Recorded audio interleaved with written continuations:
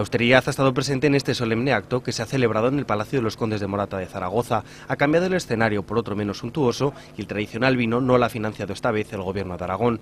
Pero no solo han cambiado los símbolos, sino también la petición del presidente del tribunal, Fernando Zubiri, quien se ha dirigido personalmente a la presidenta Rudi, presente en este acto, para pedirle racionalidad en las reformas. Los próximos meses no van a ser fáciles, pues a los recortes de derechos económicos parecen unirse otros que afectan al estatuto judicial y que pueden dañar al buen funcionamiento de la justicia.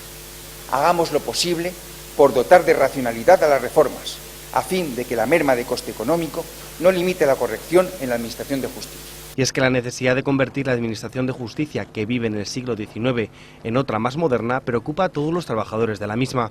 Así lo ha reconocido el fiscal superior de Aragón, José María Rivera, que ha destacado que las nuevas tecnologías no son ningún lujo, sino una herramienta de trabajo. No queremos volver a sonrojarnos al explicar a cualquier persona con mínimos conocimientos informáticos que los funcionarios de la Fiscalía tienen que introducir en la aplicación informática de esta los datos que ya han introducido en su programa los funcionarios de los juzgados, copiando los partes de incoación remitidos en papel por estos. De ahí que se esté probando con éxito esta itineración en las Fiscalías de Teruel y de Huesca y que en breve se van a realizar las pruebas en la Fiscalía de Zaragoza. Mientras se celebraba este acto, varias decenas de trabajadores se han concentrado en las puertas para pedir otras soluciones.